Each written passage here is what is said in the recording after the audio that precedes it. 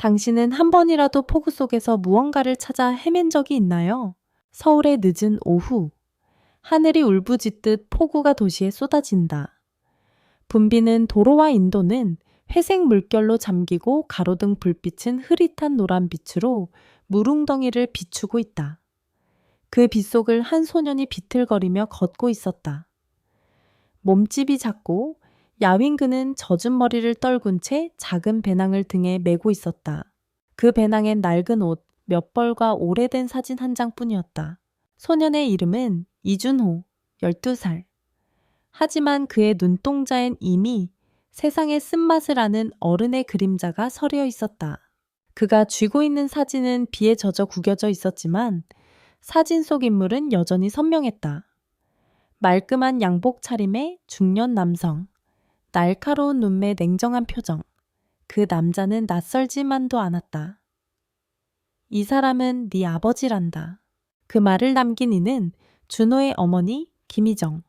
중환자실 침대 위에서 마지막 의식을 잃기 직전 떨리는 손으로 사진을 준 채 그렇게 말했다. 준호는 믿을 수 없었다. 12해 동안 어머니와 단둘이 낡은 고시원 방에서 살아왔고 단 한 번도 아버지란 존재는 그의 삶에 등장한 적이 없었다. 병원비는 물론 하루 한 끼도 힘겨운 생활 속에서 아버지라는 단어는 사치였다. 그런데 이제 와서 세상에서 가장 부유한 남자 중 하나가 자신의 친아버지라고. 희정은 오랜 병으로 체력이 완전히 고갈된 상태였다. 병원에서는 고가의 희귀약 없이는 24시간을 넘기기 힘들다고 했다. 준호는 그 소식을 듣고 멈출 수 없었다. 편의점 앞에서 사탕과 빵을 팔며 돈을 모았지만 아무리 해도 병원비엔 턱없이 부족했다. 결국 준호는 마지막 희망을 향해 발걸음을 내딛는다. 사진 속 남자, 차태석 회장. 서울에서 손꼽히는 대기업의 대표이자 아무런 접점도 없던 그의 아버지. 준호는 인터넷에서 어렵게 회장의 회사 주소를 찾아내어 건물 앞에 서 있었다. 경비원은 당연히 그를 들여보내지 않았지만 준호는 떠날 수 없었다. 엄마가 숨을 쉴 수 있는 그 몇 시간을 지켜내기 위해 준호는 폭우 속에서 오직 하나의 진심만을 품고 서 있었다. 그때 건물의 자동문이 열렸다. 정장 차림의 사람들이 우산을 들고 쏟아져 나왔다. 그리고 그 무리 한가운데 준호가 사진에서 봤던 바로 그 남자 차태석이 있었다. 준호는 온몸이 젖은 채로 달려들었다. 아버지. 그 말은 빗소리에 거의 묻혀버릴 듯 했지만 강렬했다. 모든 사람의 시선이 그에게 쏠렸고 차태석은 미간을 찌푸리며 그를 바라봤다. 너 누구냐? 준호는 떨리는 손으로 사진을 꺼내 들었다. 어머니가 그러셨어요. 당신이 제 아버지라고. 그 순간 온 세상이 멈춘 것 같았다. 폭우 속 조용해진 거리. 차태석은 사진을 들여다보며 아무 말도 하지 않았다. 그 눈빛에는 분명 무언가 흔들림이 있었다. 그러나 그는 곧 다시 냉정한 얼굴로 되돌아갔다. 내 어머니 이름이 뭐라고 했지? 김희정이에요. 지금 중환자실에 계세요. 병원비가 너무 비싸서 제발 도와주세요. 아버지, 부탁드려요. 준호의 목소리는 떨렸고 눈물과 빗물이 섞여 얼굴을 타고 흘러내렸다. 그때 뒤에서 날카로운 목소리가 들렸다. 태석 씨, 이 아이 누구예요? 정장 차림의 여성 차태석의 아내 윤소영이었다. 그녀는 준호를 머리끝부터 발끝까지 훑어보며 얼굴을 찌푸렸다. 대체 이 아이가 왜 당신을 아버지라고 부르는 거죠? 정말 말도 안 되는 소리잖아요. 태석은 대답하지 않았다. 대신 사진을 다시 바라보며 뭔가 기억을 더듬듯 했다. 희정. 그 이름이 낯설지 않았다. 그는 오래전 20살의 젊은 날 한 여성과 짧은 인연을 가진 적이 있었다. 하지만 그렇게 오랜 시간이 흐르고 지금 이 아이가 그 결과라니? 지금 병원 어디에 있지? 태석이 물었다. 준호는 놀란 얼굴로 대답했다. 서울대병원 중환자실이요. 차태석은 말없이 휴대폰을 꺼내 들었다. 차 회장입니다. 서울대병원장과 당장 통화 연결해요. 중환자실 환자 김혜정을 VIP 병동으로 즉시 옮기고 필요한 모든 치료를 최우선으로 하라고 전하세요. 준호는 눈이 휘둥그레졌다. 엄마, 진짜로 살 수 있는 거죠? 태석은 준호를 흐긋 보았다. 정말 내 아들인지는 아직 모르지만 만약 그렇다면 난 무책임한 사람이 되고 싶진 않아. 그 말에 준호는 입술을 깨물었다. 그는 아직 태석을 아버지라고 부를 수 없었다. 하지만 처음으로 누군가가 자신의 손을 잡아준 것 같은 기분이 들었다. 그들은 함께 병원으로 향했다. 서울의 밤거리를 뚫고 달리는 고급 승용차 안. 조용한 차 안에서 준호는 입술을 꾹 다문 채 태석의 옆모습을 바라보았다. 말없이 앞만 바라보는 남자. 무뚝뚝하고 냉정하지만 방금 그가 내린 결정은 준호에게 생명을 주는 희망이었다. 병원에 도착하면 바로 수술 준비를 하게 하죠. 돈은 문제 되지 않아요. 그 말에 준호는 울컥했다. 정말 감사합니다. 아버지, 아니 차 회장님, 아직은 날 그렇게 부르지 마. 차타해석은 단호하게 말했다. 진짜 내 아들인지 확인부터 해야지. 내일 DNA 검사부터 하자. 서울대병원 VIP 병동 앞. 비에 흠뻑 젖은 준호는 입구에서 얼어붙은 채 서 있었다. 그의 옆에 선 차태석은 단호한 얼굴로 병원장을 마주했다. 지금 당장 김희정 씨를 VIP 병실로 옮기고 필요한 장비와 약물 간호 인력을 전부 배치하세요. 결과는 나중 문제입니다. 지금은 시간이 없습니다. 네, 회장님, 이미 준비 중입니다. 준호는 떨리는 손으로 어머니가 누운 중환자실의 문을 열었다. 희정의 얼굴은 창백했고 숨소리는 약했다. 그러나 그녀는 눈을 천천히 떴다. 준호야, 왔니? 엄마 준호는 침대로 달려가 어머니의 손을 꽉 잡았다. 엄마 괜찮아질 거예요? 진짜로 회장님이, 아니 아버지가 도와주셨어요. 희정의 눈동자에 눈물이 맺혀있었다. 그녀는 조용히 속삭였다. 그 사람이 정말? 준호는 고개를 끄덕였다. 아직 믿기지 않지만 엄마 이젠 괜찮을 거야. 내가 지켜줄게. 그 순간 병원 직원들이 들어와 희정을 병실로 옮겼다. 준호는 복도에서 기다리며 손을 꼭 모았다. 그의 옆에 선 차태석은 말없이 그 광경을 지켜보고 있었다. 그러다 갑자기 날카로운 목소리가 들렸다. 이제 이 아이를 집까지 데려가겠다는 거예요. 윤소영이었다. 그녀는 무릎까지 내려오는 베이지색 코트를 입고 차가운 눈빛으로 준호를 노려보았다. 당신 이 아이를 진짜로 받아들이겠다는 거야. 내일 DNA 검사를 한다. 결과에 따라 결정하지. 결과 정말 당신이 그렇게 무모하게 한 가정을 무너뜨리겠다고. 소영은 흥분했고 준호는 말없이 고개를 숙였다. 그 순간 차태석은 짧게 말했다. 준호는 오늘 나와 함께 집으로 간다. 병원에서 잘 곳이 없다. 말도 안 돼. 그만해 소영. 그는 차갑게 말을 자르곤 준호를 향해 고개를 돌렸다. 따라오렴. 서울 강남의 고급 저택.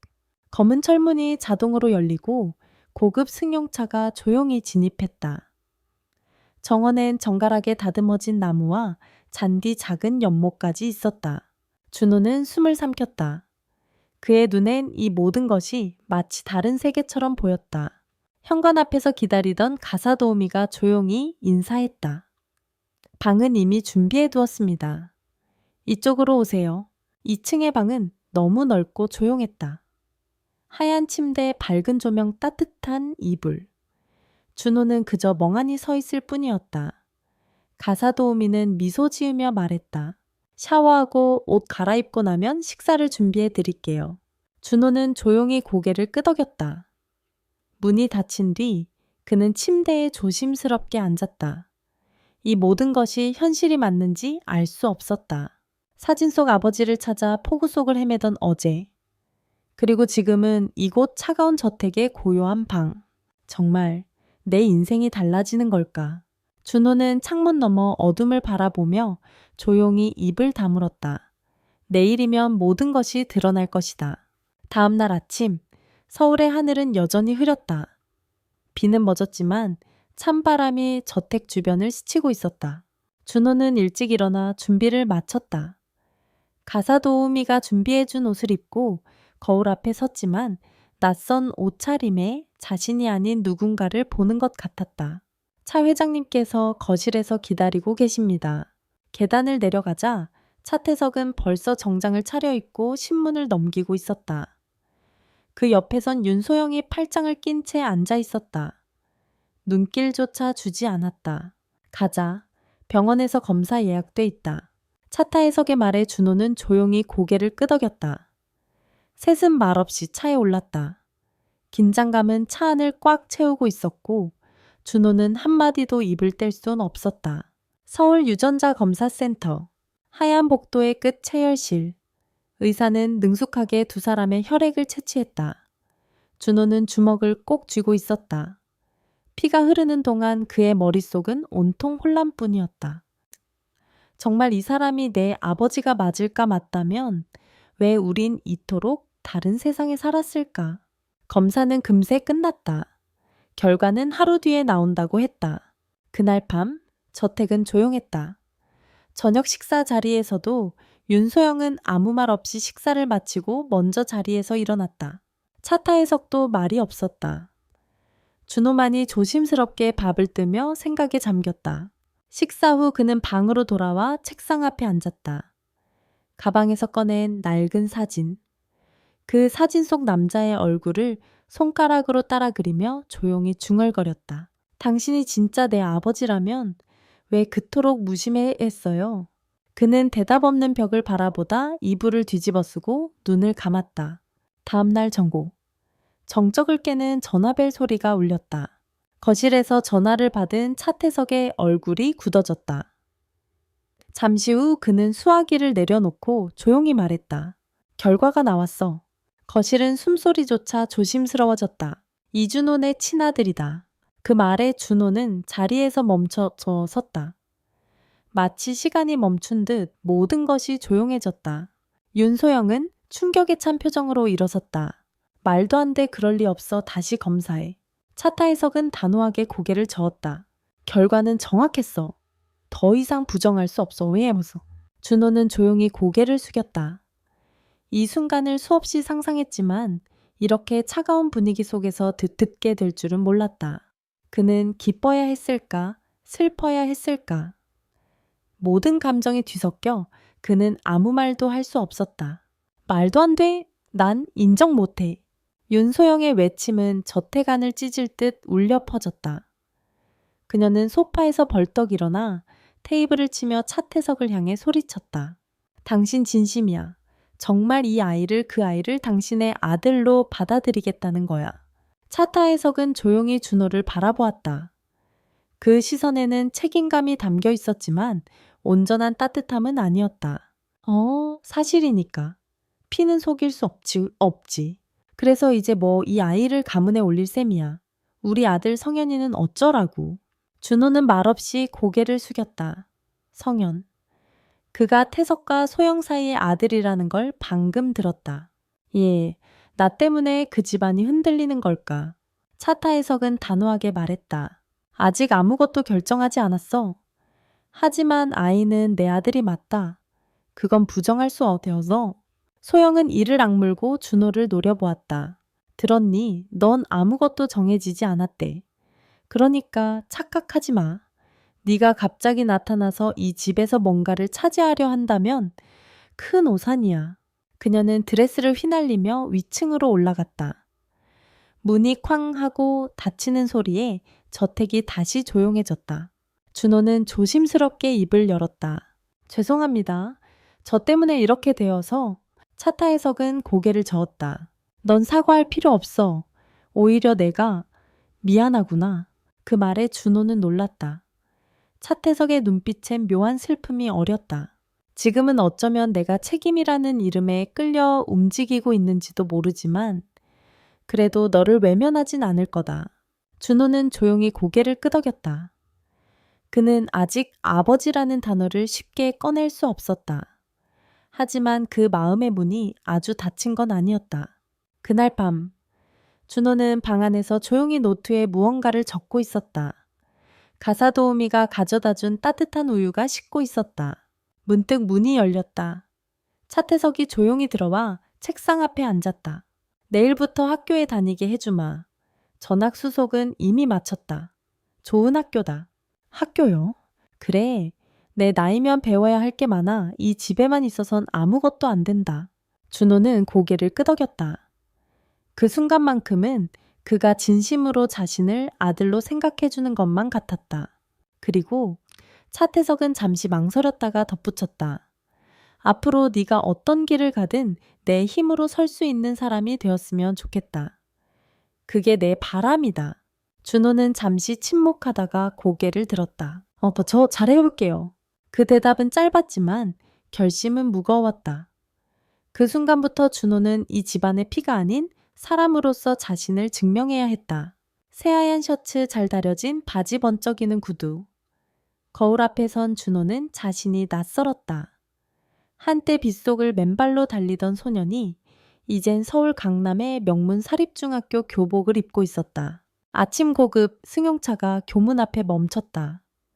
준호는 조심스럽게 문을 열고 내렸다. 그를 내려준 운전기사는 예의 바르게 인사했다. 준호 군 안으로 들어가세요. 차 회장님께서 오늘도 응원하신답니다. 그 말에 준호는 작게 고개를 끄덕였다. 하지만 마음은 무거웠다. 학교 정문 앞에서 학생들은 이미 삼삼오오 모여 이야기 중이었다. 반듯한 옷차림 명품 가방, 자연스러운 웃음. 준호는 그런 분위기에 익숙하지 않았다. 여긴 내가 있을 곳이 아닌 것 같아. 첫 수업. 교실 문을 열자 모든 시선이 그를 향했다. 저 학생은 전학 온 이준호 학생이야. 잘 부탁하자. 담임 선생님의 소개가 끝나자 웅성거림이 곧 시작됐다. 제가 그 회장님 숨겨둔 아들이라던데 설마 그 유명한 차태석 회장. 근데 왜 옷은 저렇게 평범해? 얼굴은 그다지. 준호는 모른 척하고 빈자리에 앉았다. 그는 어릴 때부터 타인의 시선에 익숙해져 있었다. 하지만 이곳의 시선은 다르게 날카로웠다. 점심시간, 혼자 도시락을 꺼내려는데 누군가 그의 앞에 툭 하고 앉았다. 긴 생머리에 눈매가 또렷한 여자아이. 눈빛이 선명하고 말투엔 당당함이 깃들어 있었다. 안녕, 나 민서야. 이 학교에서 제일 솔직한 학생일걸. 준호는 당황해서 고개를 들었다.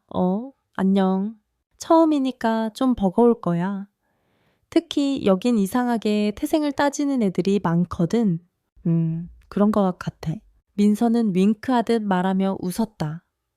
나도 그런 애들 싫어해서. 그러니까 불편하면 말해. 도와줄게. 준호는 입꼬리를 살짝 올렸다. 그가 이 학교에 와서 처음 본 따뜻한 표정이었다. 학교 시간. 준호가 가방을 챙기고 교문을 나서려는 순간 몇 명의 남학생들이 앞을 막았다.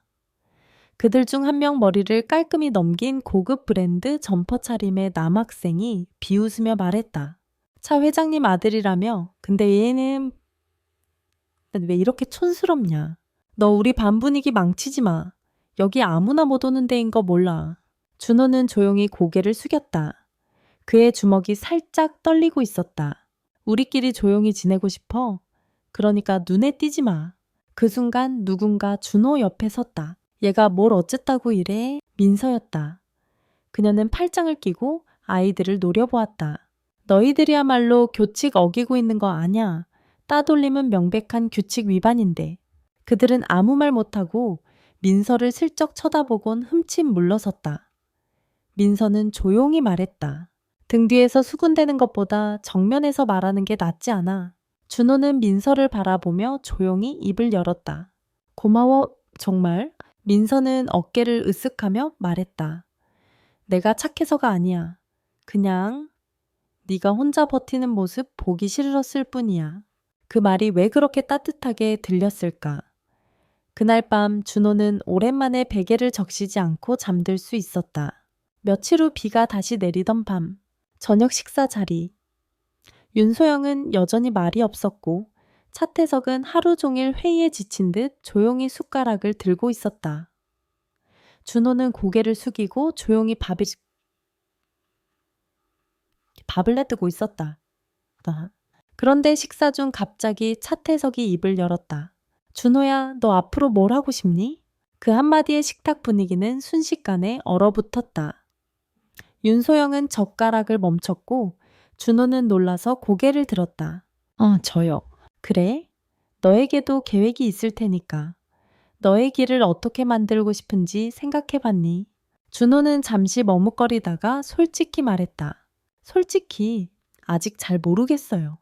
다만 뭔가를 배우고 싶어요. 저만의 방식으로요. 차타해석은 고개를 끄덕였다. 좋아. 그럼 기회를 줄게. 다음 학기부터는 네가 원하는 분야의 수업을 들을 수 있도록 조정하자. 필요한 자료나 멘토도 붙여줄 거야. 그 말에 윤소영이 조용히 입을 열었다. 정말 그렇게까지 할 필요 있어요? 정식으로 받아들인 것도 아닌 아이한테. 차타해석은 조용히 그녀를 바라봤다. 네가 받아들이지 않는 건 이해한다.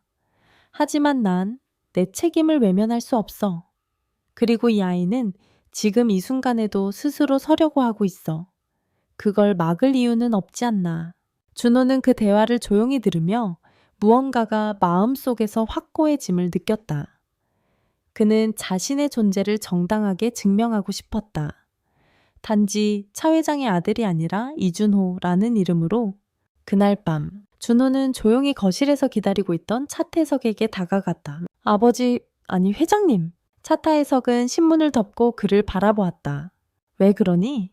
전 엄마가 퇴원하면 이 집을 나가려고 해요. 그 말에 차태석의 눈빛이 흔들렸다. 왜? 여기 제 자리가 아니라는 걸 알아요.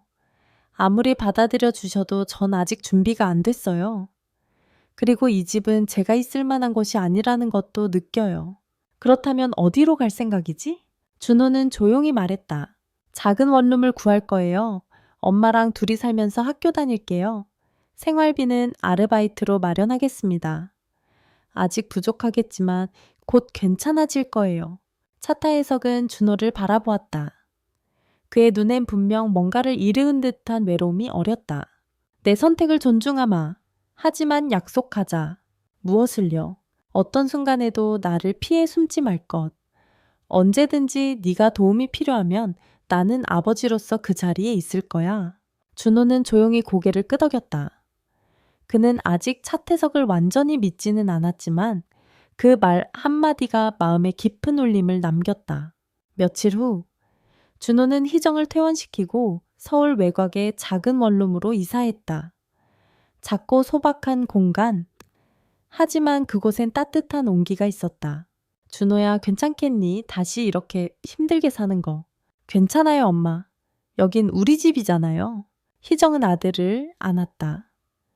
그녀의 눈엔 여전히 불안이 있었지만 그 속엔 신뢰도 함께 있었다. 엄마 약속해요. 전 절대 다시 도망치지 않을게요. 어떤 순간에도. 작은 원룸 창밖으로 햇살이 살짝 스며들고 있었다. 준호는 알람 소리에 눈을 떴다.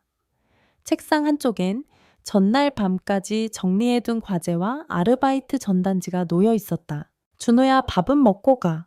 희정은 작은 냄비에 된장찌개를 드며 말했다. 그녀의 얼굴은 여전히 병색이 완전히 가시진 않았지만 미소는 훨씬 건강해 보였다. 응, 엄마. 오늘은 늦지 않게 나갈게.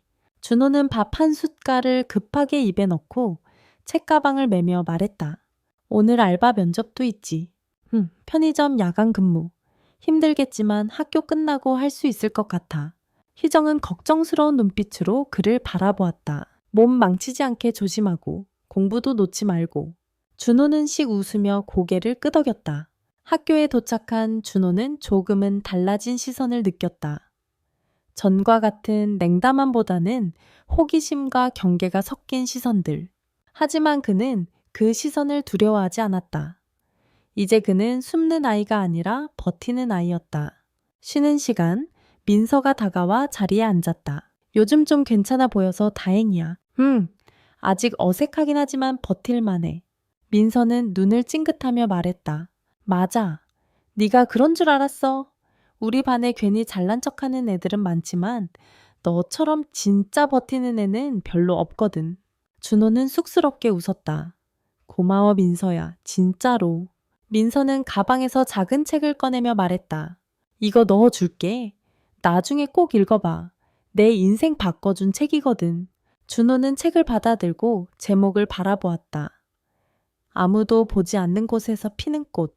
예, 나도 그런 그 꽃이 될 수 있을까? 팡카코. 준호는 곧장 편의점 면접을 보러 갔다. 점장은 중년의 남자였고 이력서를 보며 말했다. 학생이야 힘들 텐데 야간 근무 괜찮겠어? 네, 공부 끝나고 바로 올 수 있어요. 책임은 꼭 지킬게요. 점장은 잠시 고민하다가 고개를 끄덕였다. 그래, 한번 해보자. 이번 주부터 시작할 수 있겠지. 감사합니다. 준호는 고개를 깊게 숙이며 말했다.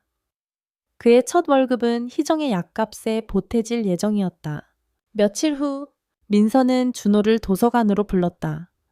그녀는 조용한 공간 한켠에 앉아 문제지를 펼쳐놓고 있었다. 준호야, 너 요즘 피곤해 보여. 무리하지 마. 하지만 버틸 수 있어. 엄마를 위해서라도. 민서는 가볍게 한숨을 쉬더니 말했다. 그럼 약속해. 나랑 같이 공부하면서 한 번쯤은 너 자신을 위해서도 살아보기. 준호는 고개를 들었다. 그녀의 눈빛은 장난스럽지만 진지했다. 나 자신을 위해 살아보기. 그래, 엄마를 위한 삶도 좋지만 너만의 꿈도 있어야지. 준호는 처음으로 그 질문을 스스로에게 던져보았다. 내 꿈은 무엇이지? 그날 밤 방 안, 준호는 민서가 준 책을 펼쳤다. 가장 어두운 곳에서 자란 꽃은 햇살 앞에서 가장 깊게 피어난다. 그 문장을 읽는 순간 그의 가슴 어딘가가 저릿하게 울렸다. 이젠 그는 누군가의 아들이 아니라 이준호라는 한 사람으로 살아가기 위한 걸음을 내딛기 시작했다. 봄바람이 불기 시작한 4월의 서울. 학교 운동장엔 체육복을 입은 학생들이 소리치며 뛰어다녔다. 그 모습을 복도 창가에서 조용히 내려다보던 준호는 속으로 중얼거렸다. 나는 어디로 가야 할까? 최근 며칠간 그는 고민이 깊었다. 편의점 아르바이트는 여전히 하고 있었고 공부도 열심히 했다. 하지만 막연하게 열심히 사는 것만으로는 부족하다고 느껴졌다. 진로 상담 신청했어. 민서가 다가와 물었다. 근데 뭘 써야 할지 모르겠어. 그럼 내가 도와줄게. 너 글 쓰는 거 좋아하지 않았어?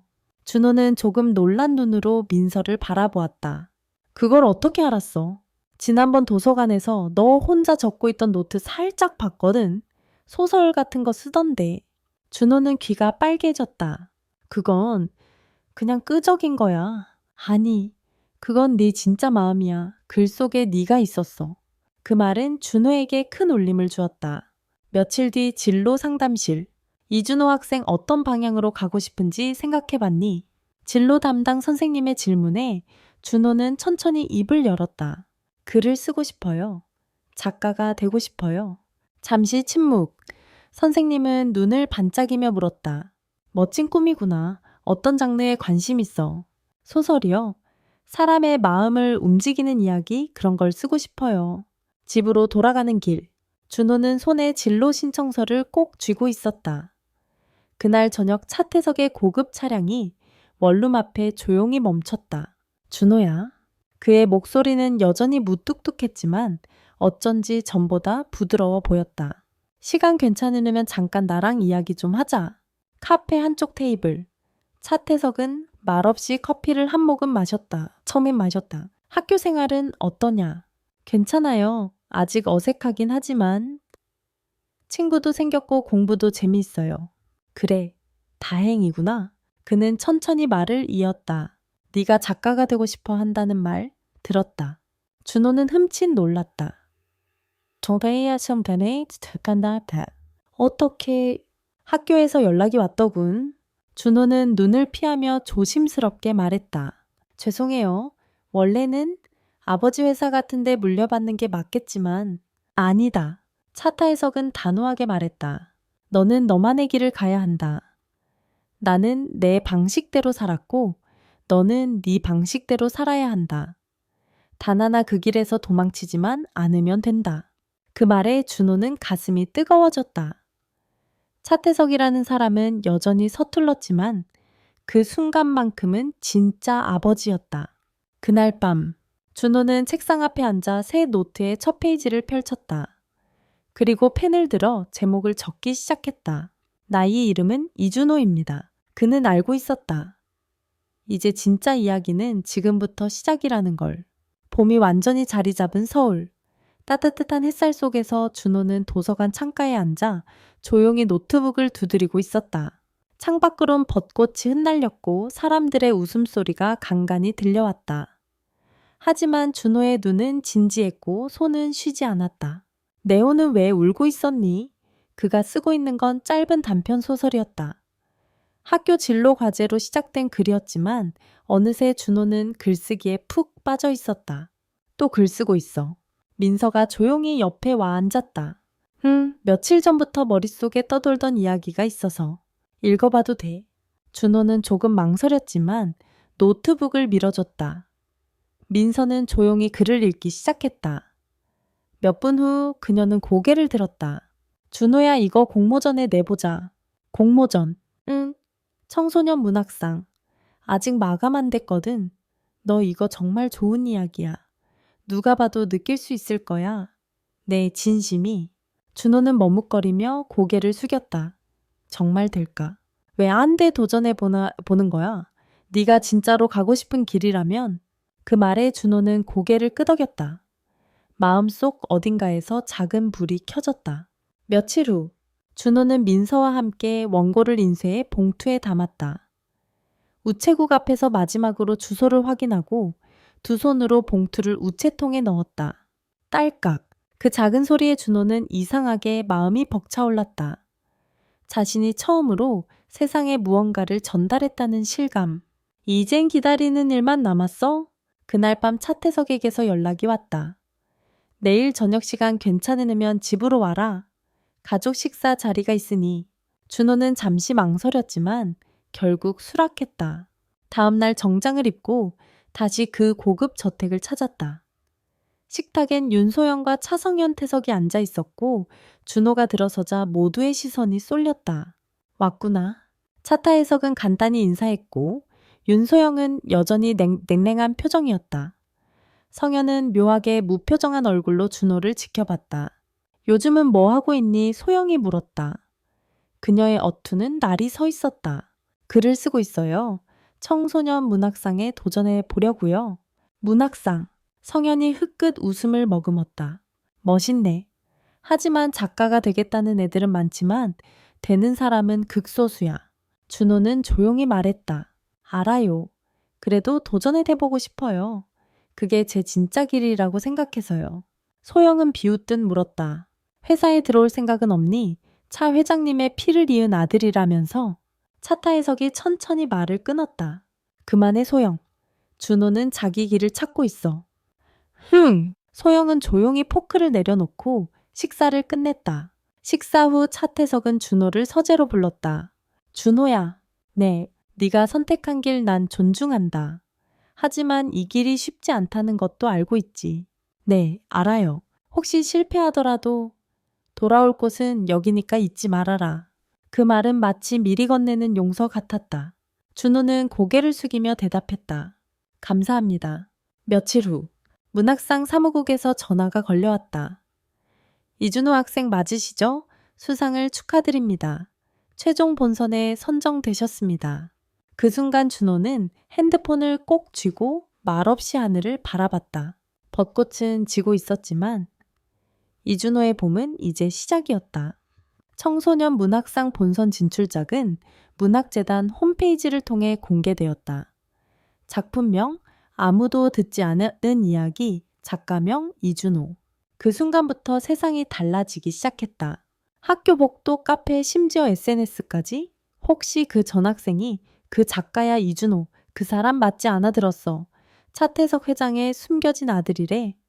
와, 금수저가 작가까지. 그건 좀 작품을 칭찬하는 이도 있었지만 작가보다 배경을 입에 올리는 이들이 더 많았다.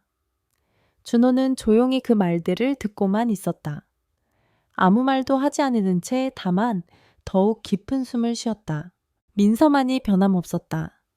점심시간 옥상에서 둘만의 시간을 보내던 중 민서는 말없이 캔 음료를 내밀었다. 이제 진짜 시작이네. 기분 어때? 조금 무서워. 왜? 내가 쓴 글보다 내가 누구인지에만 사람들이 관심이 있는 것 같아서. 민서는 조용히 웃었다. 세상은 원래 그래. 하지만 그게 너의 글 가치를 결정하지는 않아. 그 말에 준호는 고개를 끄덕였다. 그래, 결국 자신이 지켜야 할 건 이야기였다. 누가 썼느냐가 아니라 어떤 마음으로 썼느냐가 중요하다고 믿고 싶었다. 며칠 후 저녁 뉴스에 짧은 인터뷰가 나왔다. 이번 청소년 문학상 본선 진출자 중엔 차태석 회장의 혼외자 아들로 알려진 이준호 군이 포함돼 화제를 모으고 있습니다. 일각에선 배경 덕분 아니냐는 시선도 나오고 있는데요. 그날 밤 윤소영은 거실 TV를 끄며 분노를 터뜨렸다. 당장 조치를 취해야 해요. 회사 이미지에 무슨 타격인지 몰라요. 이 애가 뭘 했다고 이렇게 대서특필되는 거죠? 차타해석은 고개를 숙이고 조용히 말했다. 준호는 자기 힘으로 올라가고 있다. 내가 한 게 없다. 그래도 당신의 피가 있으니까 이런 일도 가능한 거예요. 그 순간 복도에 서 있던 준호가 조용히 문을 열고 들어왔다. 죄송합니다. 모두가 고개를 돌렸다. 제가 이 집 이름에 누가 됐다면 진심으로 사과드려요. 하지만 제 글은 제 손으로 쓴 거예요. 제 마음으로요. 아무것도 아닌 제가 처음으로 내 이름으로 세상에 말을 걸어본 거였어요. 윤소영은 입술을 꽉 물었고 차태석은 천천히 자리에서 일어났다. 그만하자. 그 아이는 지금 누구보다 용감해. 그 말에 소영은 아무 말도 하지 못하고 방을 나갔다. 며칠 뒤 시상식장. 무대 아래 긴장한 표정으로 기다리던 준호의 이름이 호명되었다. 청소년 문학상 대상. 이준호 아무도 듣지 않은 이야기. 눈앞이 흐릿해졌다. 그는 조심스럽게 무대에 올랐다. 마이크 앞에선 그는 잠시 말을 잇지 못했다. 그러다 조용히 입을 열었다. 제 이야기를 들어주셔서 감사합니다. 저는 오랫동안 누구에게도 들리지 않았다고 생각했어요. 하지만 지금 이렇게 누군가가 제 이야기에 귀를 기울여 주셨다는 것만으로도 이미 충분합니다. 그 말에 객석은 조용해졌다. 그 침묵은 가장 깊은 공감이었다. 무대 뒤에서 민서가 조용히 박수를 치며 속삭였다. 멋졌어, 이준호. 넌 해냈어. 그날 밤 준호는 저택이 아닌 원룸으로 돌아갔다. 희정이 따뜻한 미소로 그를 맞아주었다. 너 정말 빛나더라. 네가 내 이름으로 누군가의 마음을 움직였다는 게 엄마는 그게 제일 자랑스러워. 준호는 조용히 그녀를 안았다. 그리고 생각했다. 내 이야기는 이제 막 시작되었다. 나는 더 이상 누군가의 그림자가 아니다. 나는 이준호다. 그리고 계속 써나갈 것이다. 나만의 언어로 나만의 진실을. 5년 후 서울. 책방 창문을 두드리는 가을 햇살. 진한 커피 향이 퍼진 카페 한켠 이준호는 노트북 앞에 앉아 있었다.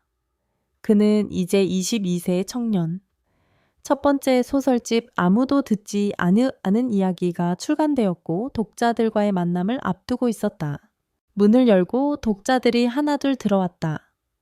자리마다 그의 책이 놓여 있었고 표지엔 작지만 강한 문장이 새겨져 있었다. 나는 누구의 그림자도 아닌 나의 문장으로 서 있다. 여기 앉아도 되나요? 익숙한 목소리. 고개를 들자 차태석이 서 있었다. 나이든 얼굴이지만 여전히 단정한 수트 차림. 오랜만이네요. 준호는 조용히 말했다. 내 책을 읽었다. 많이 좋아졌더구나. 감사합니다. 잠시의 정적.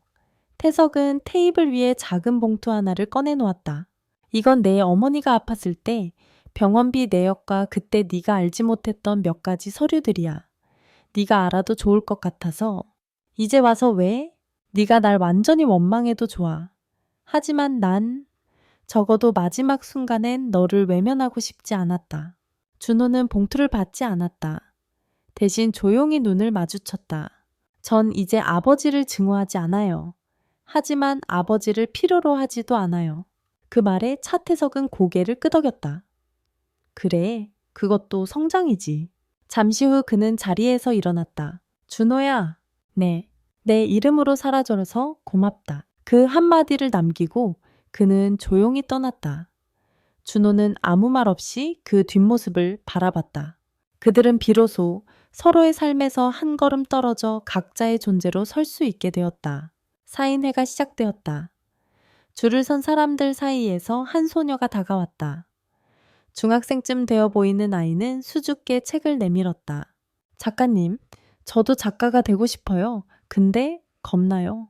준호는 미소 지으며 사인 옆에 짧은 문장을 써주었다. 두려움은 시작의 증거예요. 그러니 시작하세요. 그날 밤 준호는 원룸 대신 작은 월세방에서 희정과 함께 늦은 저녁을 먹었다. 엄마 다음 책은 엄마 얘기도 좀 쓸까 해요. 희정은 웃으며 말했다. 그럼 잘 포장해줘. 나쁜 사람처럼 나오면 곤란하니까. 아니요, 엄마는 항상 내 이야기의 시작이에요. 희정은 고개를 끄덕이며 그를 바라보았다. 그래. 그렇게 글을 써내려가다 보면 언젠가 너 자신도 이해하게 될 거야. 왜 아팠고, 왜 울었고, 왜 끝까지 버텼는지를. 늦은 밤, 서울의 불빛 아래 준호는 가로등 밑 벤치에 앉아 원고를 펼쳤다. 새로운 소설의 첫 줄. 나는 그날 한 장의 사진에서 나를 찾기 시작했다. 그는 조용히 키보드를 두드리기 시작했다. 한 줄 또 한 줄. 누군가의 아들이 아닌 작가 이준호로서의 삶이 이제 진짜로 펼쳐지기 시작한 것이었다. 준호는 조용히 노트북을 덮었다. 창밖엔 다시 봄비가 내리고 있었고 그의 마음속에도 새로운 이야기가 움트고 있었다. 그날의 폭우 젖은 사진 한 장, 그리고 믿을 수 없던 진실들, 그 모든 것이 지금의 그를 만든 재료였다. 하지만 준호는 알았다. 아직 끝난 게 아니라는 것을, 어쩌면 지금은 또 다른 이야기의 시작일지도 모른다는 것을. 그의 눈빛은 창밖 어딘가를 향해 있었다. 어렴풋이 떠오르는 누군가의 그림자, 아직 닿지 못한 마음, 그리고 언젠가 다시 마주하게 될 또 다른 진실들. 그는 속으로 다짐했다. 이번엔 내가 먼저 다가갈 거야. 이야기는 끝났지만 끝이 아니다. 준호의 여정은 계속된다. 그리고 당신이 함께 걷는다면 그는 더 이상 혼자가 아닐 것이다. 이 이야기를 끝까지 함께 읽어주셔서 진심으로 감사드립니다. 준호의 성장과 아픔, 그리고 선택의 순간들을 함께 지켜봐 주신 여러분께 고개 숙여 인사드립니다. 이 이야기가 당신의 마음속 어딘가를 건드렸다면 좋아요와 구독 댓글로 그 마음을 전해주세요. 여러분의 관심은 준호의 다음 이야기를 이어갈 가장 큰 힘이 됩니다. 이제 시작입니다. 다음 이야기를 원하시나요? 그렇다면 우리 2부에서 다시 만나요.